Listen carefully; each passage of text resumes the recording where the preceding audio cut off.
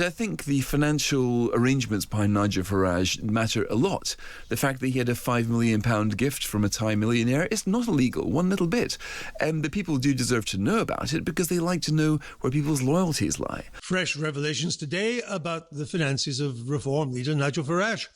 He's in hot water already under the undeclared £5 million donation from crypto billionaire Christopher Harborne. Then there was the revelation that he'd been making £22,500 an hour. Yep, that's right, an hour, selling gold for a gold bullion company. Now the focus is on whether he's followed the rules in relation to his expanding £4 million property portfolio. Mr. Farage says his declarations comply with parliamentary rules. Let's discuss the latest twists and turns in the Farage finances with Times columnist Fraser Nelson, who's been all across this story. Fraser, more stories about him. He said he was skint in 2017, seems to not be skint anymore. This latest one about the properties, what do we make of that? Well, this is a Times investigation which is looking further into the kind of the dynamics of Farage Inc., if you want to call it that. And this found that he basically has 5 houses, 4 of which bought for cash, and since the referendum in 2020. Since 2020, and the referendum was in 2016. He said he was skint in 2017. So his fortunes seem to have changed rather quickly in quite a short period of time. Now, this, of course, raises questions as to how he could go from being skint, from saying in interviews that there's no money in politics, not if you're honest, to being one of Parliament's biggest property magnates, as it were. And now, we know, of course, he got £5 million gift from Christopher Harborne, the Thai billionaire, but the question always has been, were there more such gifts? What hasn't he declared? What are the financial origins of the current Farage empire? So this is, again, a revelation which raises a lot more questions. Do we know if that £5 million gift from Harborne, do we know if any of that was used to buy these properties?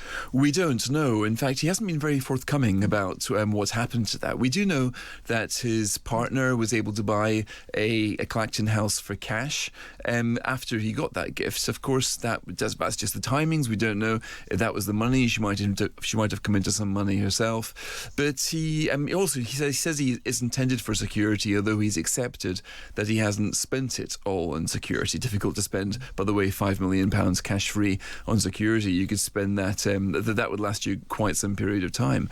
So we're not any clear on where the money is. We know that he got lots of money from appearing on I'm a Celebrity. We also know that that money went into his company, Thorn in the Side. And it's that company, rather than Nigel Farage himself, that is buying a lot of these properties. Now, that's probably tax efficient, I dare say. I'm not a tax expert, but that's the kind of questions it raises. And also questions about stamp duty as well. Angela Rayner got in a lot of trouble on this precise point, so this can be tricky for politicians. What's the public interest in this? I mean, some people will say, hey, look, okay, he's bought £4 million worth of properties. Lots of people. Properties, certainly, till recently, has been a good investment in Britain. Why shouldn't he do this? I mean, as an MP, is he under an obligation to declare the purchase of all these properties, the ownership of all these properties? Well, this, again, just like the £5 million donation, this is a little bit of a grey area, or as he says it is. I mean, Jeremy Hunt has famously got a vast property empire. He became very rich before he entered politics.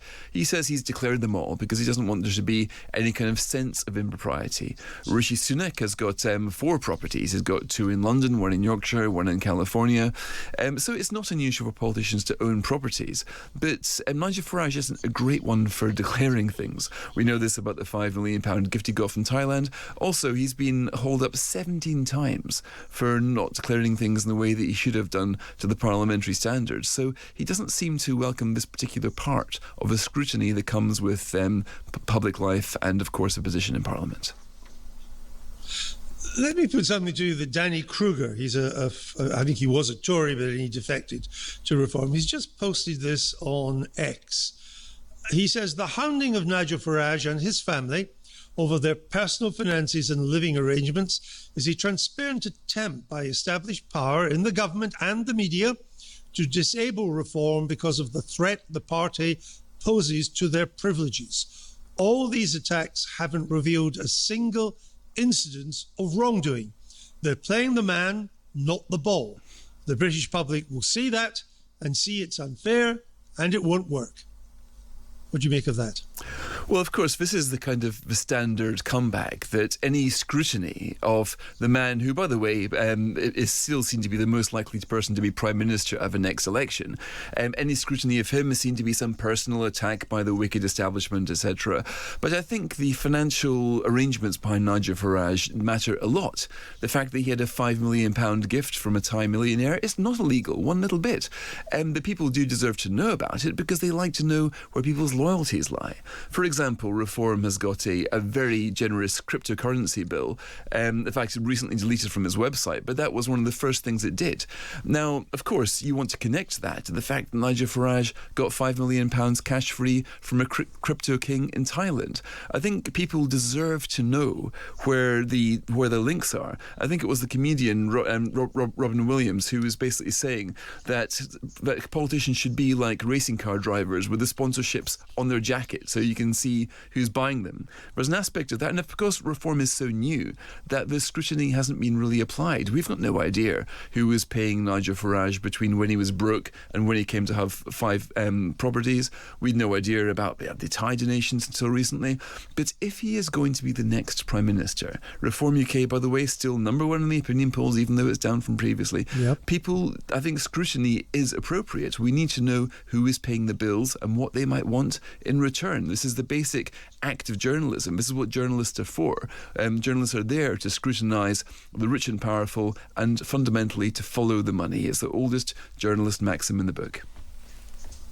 And they do find things out. It now transpires that Mr. Harborne, the crypto billionaire, has been supplying oil of Russian origin. We don't not necessarily whether he's broken sanctions or not.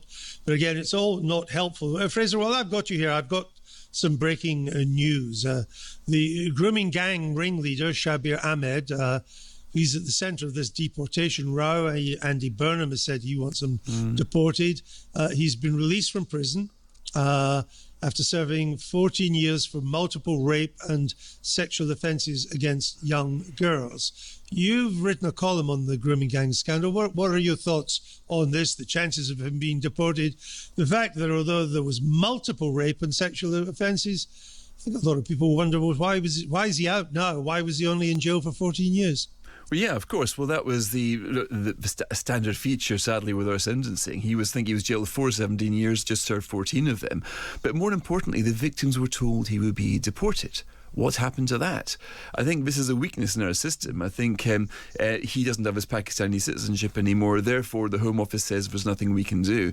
Interesting that Andy Burnham, likely to be the next Prime Minister, has made this almost a test case of how he'll do things differently. He has said he wants things to change. He wouldn't have said that if he doesn't think that they can. So it'll be very interesting to find out what happens now. This is, of course, an obvious, egregious affront to natural justice, that the victims were told he'd be deported. In fact, he's been released from prison early.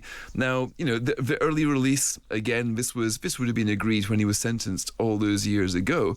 But now the heat is on and the test is on for Andy Burnham. Are there levers he can pull here, or is he also raising false hope? Well, we may also, Fraser, have learned something about Andy Burnham. I mean, we don't learn much because we don't. He's the invisible man at the moment, but we know that he's kind of on the conventional left when it comes to economic policy and government and so on. But this intervention on the grooming gang ringleader case suggests that maybe he's not part of the woke left. Maybe that's not a thing of the northern left. Oh, yes. This is a really significant intervention from him, simply because he is saying, look, I don't care what's technically possible. This is an obvious, egregious abuse of natural justice. I want to sort it out. Now, this is something that you can't imagine Keir Starmer doing. Keir Starmer would be a very straight-down-the-line lawyer of the rules say this, therefore this must happen. Burnham is positioning himself as being somebody who wants to change the rules if they don't fit what most people would see to be the right solution. So I think here we see Burnham obviously he's got half an eye on reform, but also he's got an eye on the fact that lots of Labour supporters think that the basic rules and systems have been failing the people of this country for far too long, and he's positioning himself as somebody who can change the system. Now, I have to say, I was quite surprised when he intervened that way, because it's not immediately clear to me what he can do. I mean, we know from Shamima Begum, we know from other examples, it's difficult to deport people to a country where they no longer hold citizenship. So what exactly are the options? You can't put somebody back in prison, but let's see. Perhaps Burnham does have something in mind, but I'll be very interested to see what that is. It will be very interesting indeed, and we're grateful for what scraps we can get to learn more about Andy Burnham's attitudes. Fraser Nelson, thanks for joining me on the show today. Thanks as always.